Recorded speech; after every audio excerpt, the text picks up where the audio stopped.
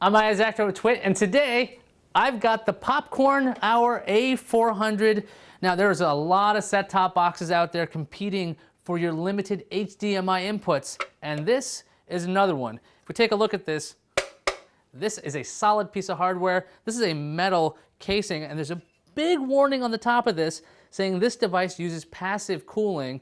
Don't block this because this case is effectively dissipating heat. So that's something to be aware of. Don't stack things on top of this. It's got a lot of functionality you're not going to see on other devices.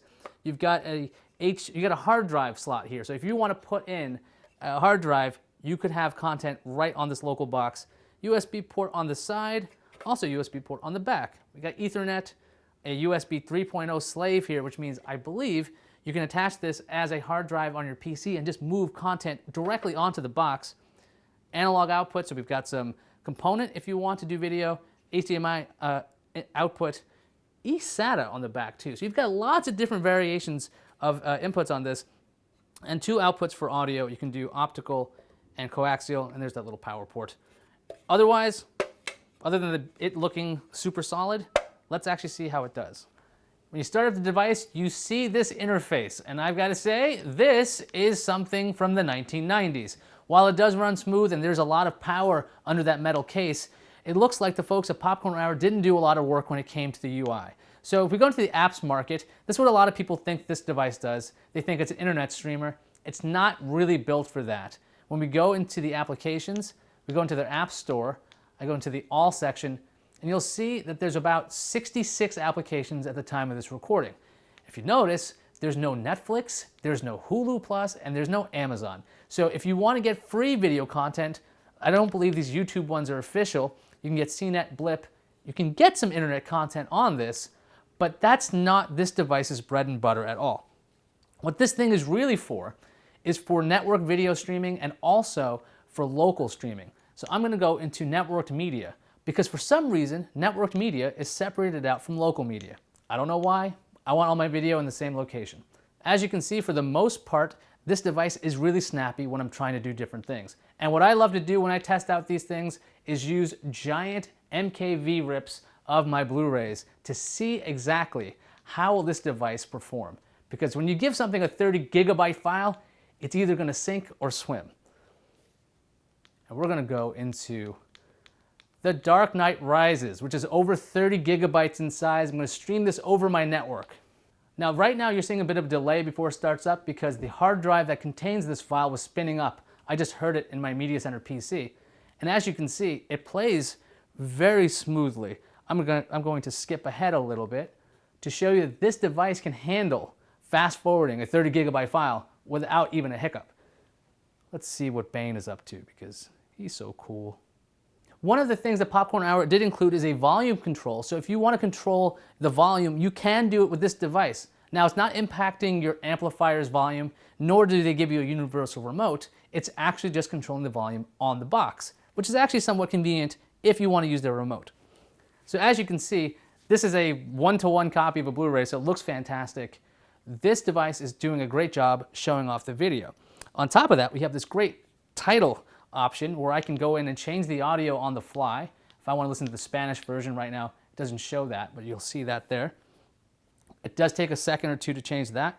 Subtitles can be changed with a dedicated button on the remote control. I go into tracks. I want to see the French language subtitle. There we go. Now we've got some French language. One of the most interesting things I've seen about this device is the fact that it can play Windows Media Center television recordings without any codecs as far as I know, because the only device I know that can do that are Windows Media Center extenders. So if you've recorded something like, I don't know what this is, let's pick Bob's Burgers. I like Bob's Burgers. L'Independent Woman. I'm going to ask my device to play a file format that's not supported by a lot of other devices. And what I've noticed is with these particular files, it does take the A400 a little longer to show you the video, but it does show you the video.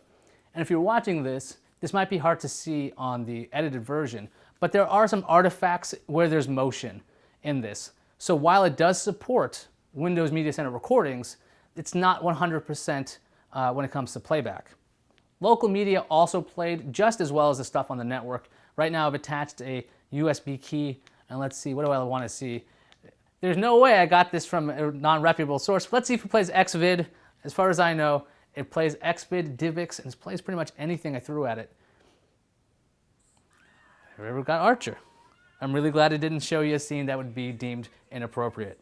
So I'll cycle through the interface one more time. There's not a whole lot here. The setup wizard can help you with your network settings, your languages, pretty basic things here. I'm gonna back out of this, go back to the home screen. Got our setup, network media, apps market, local media, setup wizard. You can see you don't exactly have a ton of options. So why you have to cycle through this, I don't really know. It's not like they couldn't fit it all on one screen. But this is what this box does, 250 bucks.